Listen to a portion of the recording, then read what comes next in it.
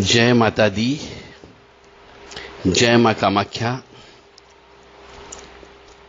कामाख्ये वरदे देवी नीलपर्तवासिनी तम देवी जगत माता योनि मुद्रे नमस्तुते। कामाख्ये काम संपन्ने कामेश्वरी हर प्रिये काम नाम देहि में नित्यम कामेश्वरी नमस्तुते। कामदे काम रूपस्ते सुभगे सुर सेविते करोमि दर्शन देव्यम सर कामार सिद्धये। ओम महेशानी महामाये चामुंडे मुंडमालिनी आयु आरोग्य ऐश्वर्य देहि में देवी परमेश्वरी। योनि मात्र शरीराय कुंजवासिनी कामदा रजोस्वला महातेजा कामाक्षी ध्यायताम सदा। काम प्रिया कामरता कामा काम स्वरूपिणी कामिनी कामिनी काम्या कामुका कामचारिणी। कामाख्या काम बीज स्थिता कामपीठ निवासिनी कामदा कामहा काली कपाली करालिका। जयंती मंगला काली भद्रकाली कपालिनी दुर्गा क्षमा शिवा धात्री स्वाहा सदा नमोस्तुते। सर्वमंगल मांगल्ये शिवे सर्वासादिके शरण्ये त्र्यंबके गौरी नारायणी नमोस्तुते। दुर्गति नाशिनी दुर्गा जय जय काल विनाशिनी काली जय जय। उमा रमा ब्रह्माणी जय जय सीता राधा रुक्मणी जय जय। महालक्ष्मी नमस्तुभ्यं नमस्तुभ्यं सुरेश्वरी हरिप्रिये नमस्तुभ्यं नमस्तुभ्यं दयानिधि। पापापहारिणीं देवीं भुक्ति मुक्ति प्रदायिनीं अनंतां विजयां शुद्धां शरणां शिवदां शिवाम्। या देवी सर्वभूतेषु लक्ष्मी रूपेण संस्थिता नमस्तस्यै नमस्तस्यै नमस्तस्यै नमो नमः। काली काली महाकाली काली के पापनाशिनी खड़गहस्ते मुंडहस्ते काली काली नमोस्तुते। काली काली महाकाली काली के परमेश्वरी सर्वानंदकरी देवी नारायणी नमोस्तुते। काली काली भद्रकाली काली के शत्रु संहारिणी काली कराली निष्क्रांते भद्रकाल्ये तवन नमोस्तुते। नीरहार हार धनसार सुधाकरम भा कल्याणम दा कनक चंपक धामभूषाम उतुंग बेनिक जुकुंभ मनोहरांगी वाणी नमामि मनसा वत्ससा विभूत्ये। ओम ऐं सरस्वत्ये नमः। सरस्वती नमो नित्यं भद्रकाल्ये नमो नमः। वेद वेदांत वेदांग विद्या स्नानेभ्य एव च। सरस्वती महाभागे विद्ये कमललोचने विद्यारूपे विशालाक्षी विद्यां देहि नमोस्तुते। ओम ऐं ह्रीं श्रीं क्लीं वाग्वादिनी सरस्वती मम जिह्वाग्रे वद वद क्लीं श्रीं ह्रीं ग्रैं ओम। ओम ऐं सरस्वत्यै नमः। ओम ह्रीं दुं दुर्गाय नमः। या जल जल प्रज्वल अग्नि रूपाय ओम हौं ह्रीं श्रीं ज्वाला देवी नमो नमः। देवी प्रपन्नताति हरे प्रसीद प्रसीद मातर्ग जोखिलस्य प्रसीद विश्वेश्वरी पाहि विश्वन्तमीश्वरी देवी चराचरस्य। शुभम करोति कल्याणम आरोग्यम धन संपदा शत्रुबुद्धि विनाशा दीप ज्योति नमस्तुते। देवराधा ट्रस्ट सत्यवाणी चैनल। मनुष्य को जिस मनुष्य के ऊपर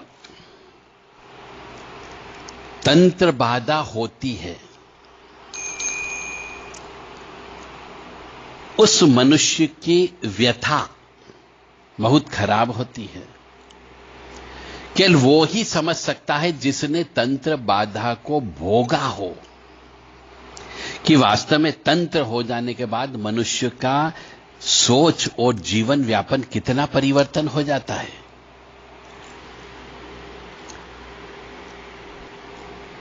और यह भी 100% निश्चित है, पूर्णतः सत्य बात है। कोई माने या न माने, पर मेरे जीवन का रस का निचोड़ बता रहा हूं, ज्ञान का, कि जिस जिस को भी ऊपरी बाधा लगी, जिस जिस को भी नकारात्मक ऊर्जा ने जकड़ा, जिस भी मनुष्य को, चाहे स्त्री हो या पुरुष हो, उसके ऊपर कोई भी काला जादू का असर हुआ, नजर दोष का असर हुआ, तो इसका मतलब यह है कि उस मनुष्य ने पिछले जन्म में किसी न किसी को तड़पाया है, किसी न किसी की हत्या की है, या किसी की संपत्ति को हड़प करके आए हो, किसी की, गरीब की या मजबूर व्यक्ति की आपने हाय प्राप्त की है, तो उसकी आत्मा मरने के बाद में जब आपका पुनर्जन्म हुआ तो बदला लेती है। यह सत्य है। और वो बदला लेने के लिए किसी भी रूप में आ सकती है। आपके माता, आपके पिता, भाई बहन, देवर जेठ जेठानी, मामा मामी भी हो सकते हैं, उनके बच्चे भी हो सकते हैं, दोस्त भी हो सकते हैं, और यहां तक पड़ोसी भी हो सकता है। किसी भी रूप में वो आपके नजदीक अवश्य पहुंचेगा और आपके ऊपर तंत्र विद्या अवश्य होगी, यह मान करके चले। क्योंकि तंत्र विद्या हर एक मनुष्य के ऊपर नहीं हो सकती। आपको चलते फिरते मनुष्य के ऊपर तंत्र विद्या कर दो, इसको बर्बाद कर दो, तो नहीं किया जा सकता। जिस मनुष्य के जीवन में काल सर्प दोष होता है, या मंगल दोष होता है, या ग्रहण दोष होता है, या अंगारक योग होता है, या लंपट योग होता है, या प्रेत योग होता है, या धूर्त योग होता है, ऐसे मनुष्य के ऊपर ही तंत्र विद्या का प्रभाव होता है। इसलिए आप सभी अपनी और अपने परिवार की कुंडली अवश्य किसी अच्छे व्यक्ति से चेक कराएगी, जो आपकी बुराई को बता सके। क्योंकि 90% ज्योतिषी लोग आपके पत्रिका के अंदर के दोष को नहीं बताते हैं। बहुत पत्रिका देखता हूं मैं, बहुत से लोग कहते हैं साहब आप जो बोल रहे हो ये तो किसी ने हमें बताया ही नहीं दोष, सबने अच्छा अच्छा बोला परंतु आप खराब बता रहे हो। तो मैंने कहा जीवन में खराब हो रहा है या नहीं हो रहा ये बताओ। तो बोले साहब जीवन में खराब हो रहा तभी तो आपके पास आए हैं। तो जब जीवन में खराब हो रहा है तो जन्म पत्रिका देखने वाले ने आपको खराब चीज क्यों नहीं बताई?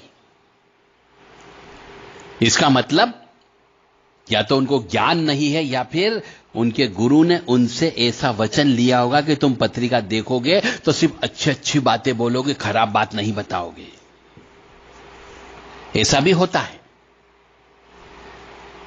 परंतु जब पत्रिका का विश्लेषण करने के लिए आपके पास आया, जब आप उनसे दक्षिणा ले रहे हो, तो आपकी जिम्मेदारी बनती है, एक ज्योतिषाचार्य की जिम्मेदारी बनती कि पत्रिका में जो लिखा है और ज्ञान है उतना सब चीज उनको सत्य सत्य बताया जाए। तो बहुत से लोग पत्रिका देखने के बाद में, पत्रिका का भविष्य सुनने के बाद में रोने लगते हैं, डिप्रेशन का शिकार हो जाते हैं। जब उनको बताया जाता है कि तुम्हारी वजह से तुम्हारी मां बीमार पड़ी रहती है, तुम्हारी वजह से तुम्हारे पिता चले गए, और तुम्हारी वजह से तुम्हारे भाई की मौत हो जाएगी, और ऐसा होता है। और कई बार ऐसा भी होता है कि पिछले जन्म में यदि आपने सांपों की हत्या की हो, नाग दोष हो जाता है, तो प्रेत दोष लग जाता है, तो आपके यहां बच्चे पैदा नहीं होते हैं। तो मैं बार बार कहता हूं, किसी अच्छे ज्योतिषी से जाके मिलना जो विश्वसनीय हो और जो आप प्रश्न कर से उस प्रश्न का जवाब दे सके कि कोई भी हमारे इसमें कोई दोष तो नहीं है, और मैं आपको सिखा रहा हूं, आप सीखने को तैयार नहीं हो। मैं आपको यह सिखाना चाहता हूं कि राहु के साथ में कोई भी ग्रह बैठ जाए तो मान करके चलो वो ग्रह आपको निश्चित तौर से खराब फल प्रदान करेगा, यानी उसका दोष लग गया आपको। अब जैसे उदाहरण के तौर पर लेके चलते हैं कि राहु के साथ गुरु महाराज बैठ गए, राहु गुरु कहीं पर भी बैठ जाए तो आप मान के चलो चांडाल दोष लग गया, यानी कि पिछले जन्म के कर्म के अनुसार आपने अपने गुरु की आज्ञा का पालन नहीं किया, इस वजह से गुरु का श्राप बोलते हैं उसको। आप पत्रिका चेक कर लो अपनी कि कहीं राहु गुरु तो साथ नहीं बैठा है, अन्यथा उसका उपाय करना पड़ेगा। कई बार ऐसा भी होता है कि राहु के साथ चंद्र बैठ गया, तो राहु के साथ चंद्रमा किसी भी जगह बैठ जाता है तो चंद्र ग्रहण योग लग जाता है, यानी चंद्रमा की पावर को वो खा जाता है, यानी स्त्री का दोष लग जाता है। पिछले जन्म में आपने अपनी स्त्री को, या स्त्री के दोष में लग जाता है तो पिछले जन्म में स्त्री को तड़पाया है, स्त्री की हाय बद्दू वाली है, इसलिए इस जन्म में आपको स्त्री कष्ट देगी या स्त्री छोड़ करके चली जा सकती है, ऐसा कष्ट मिलता है। और यदि राहु के साथ सूर्य बैठ जाए तो पितृदोष बोला जाता है, सूर्य ग्रहण दोष बोला जाता है। पिछले जन्म के कर्म के अनुसार आपने अपने पिताजी को और दादाजी को तड़पाया है, उनका कहना नहीं माना है, इसलिए पितृदोष लग गया। यानी इस जन्म में भी हो सकता है आपको पिता का प्यार नहीं मिले, पिता से संपत्ति नहीं मिले, पिता आपके विरुद्ध हो जाए। और राहु के साथ शनि बैठ जाए तो यह धूर्त योग बनता है, और इसका रिजल्ट पिछले जन्म के कर्म के अनुसार आपने अपने यहां काम करने वाले जो सेवक लोग थे, पुराने जमाने में खेती बाड़ी हुआ करती थी तो खेतों पे बहुत से लोग काम करते थे, आधुनिक मशीनें नहीं थी उस समय पे। तो जो व्यक्ति ने आपके खेत पर काम किया उसकी जमीन आपने हड़प ली हो,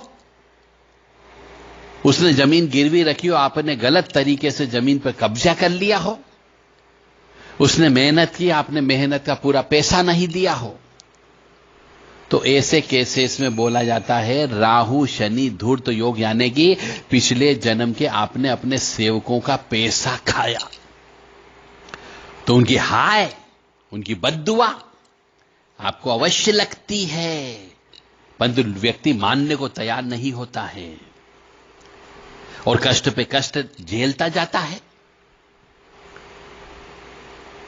तो मेरा आप सभी से निवेदन है कि यदि राहु के साथ में चंद्रमा बैठ जाए, राहु के साथ में मंगल बैठ जाए, राहु के साथ शनि बैठ जाए, राहु के साथ गुरु बैठ जाए, राहु के साथ सूर्य बैठ जाए, राहु के साथ बुध बैठ जाए, या राहु के साथ गुरु बैठ जाए, कोई भी ग्रह बैठ जाए, या कभी कभी ऐसा भी देखा गया पत्रिका में कि राहु के साथ में चंद्रमा भी बैठा है और सूर्य नारायण भगवान भी बैठे हैं और राहु भी बैठा है, तीनों ग्रह एक साथ बैठे, यानी अमावस्या को पैदा हो गया और साथ में उस दिन ग्रहण भी था। तो ऐसे मनुष्यों को तो जिंदगी भर संघर्ष करना ही करना पड़ता है, उसे जिंदगी भर भगवान को मानना पड़ेगा। और ऐसे मनुष्य भगवान में विश्वास भी करते हैं, परंतु उनके जीवन में धन की कमी रहती है, उनके जीवन में पारिवारिक सुख की कमी रहती है, उनके जीवन में शैया सुख नहीं होता है। मैं आप सबसे धर्म प्रेमी बंधुओं से निवेदन करता हूं कि किसी अच्छे ज्योतिषाचार्य से जो आपको आपकी पत्रिका का कष्ट बता सके, ताकि आप ढाल तैयार कर सको, पत्रिका अवश्य चेक करा लो अपने परिवार की और उसका उपाय करना भी प्रारंभ करो। हर चीज का उपाय है, जो दोष है उस दोष का उपाय हो सकता है, बशर्ते कि व्यक्ति की विल पावर बढ़ जाए। तो इस कार्य के लिए देव राधा ट्रस्ट के द्वारा ज्योतिष कैसे सीखें, ज्योतिष में शनि राहु केतु का संबंध और नवग्रह शांति कैसे करें, ये 3 किताबें रहस्यमय ज्ञान की लिखी गई है। यदि आप अपने परिवार को सुखी रखना चाहते हो, तो इन 3 किताबों को आप अवश्य मंगाओ। बिल्कुल सामान्य भाषा में लिखी गई है। कम पढ़ा लिखा व्यक्ति भी इनको पढ़ करके समझ सकता है कि हां, मेरी कुंडली में ये योग हैं। आप ये किताबें खरीदें, दक्षिणा प्रदान करें, क्योंकि आप जो किताब खरीदोगे ये दक्षिणा स्वरूप ही हमको पैसा प्राप्त होगा और इस पैसे का उपयोग मंदिर निर्माण में हो रहा है। तो आप चाहें तो तीनों ज्ञान की किताबें प्राप्त करें व्हाट्सएप के माध्यम से संदेश देकर के 9893128047 और 7649862712 और 7987237885 ये 3 व्हाट्सएप नंबर हैं। अपना नाम पता वगैरह बताते हुए, किताब का नाम बताते हुए आप संदेश दे सकते हैं यदि किताब प्राप्त करना है तो। यदि आपको कुंडली का विश्लेषण कराना हो तो भी देवराधा ट्रस्ट से संपर्क कर सकते हो। कुंडली विश्लेषण करके आपको दिया जा सकता है। मां भगवती जगत जननी की कृपा से देवराधा ट्रस्ट, यदि आपके परिवार में किसी के ऊपर ऊपरी बाधा हो, तंत्र मंत्र हो, काला जादू हो, ऊपरी बाधा लगी हुई हो, कोई चौकी बैठी गई हो, कोई मूठ छोड़ी गई हो, कोई दिनाई खिला दी गई हो, किसी शमशानी शक्ति को छोड़ा गया हो, तो उसे निकालने का काम भी देवराधा ट्रस्ट के कुछ सदस्यों के द्वारा किया जाता है। तो आप यदि अपने परिवार के किसी सदस्य की, किसी मित्रगण की इस प्रकार की नकारात्मक ऊर्जा को निकलवाना हो, हटवाना हो, तो भी देवराधा ट्रस्ट से संपर्क कर सकते हैं।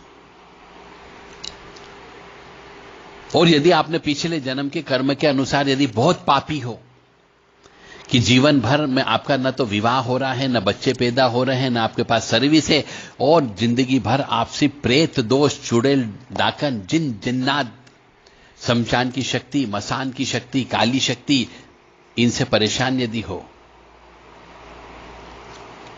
तो आप देवराधा ट्रस्ट में आकर के इन चीजों को अपने शरीर से निकलवा सकते हो और हवन पूजन करके आप अपनी जिंदगी में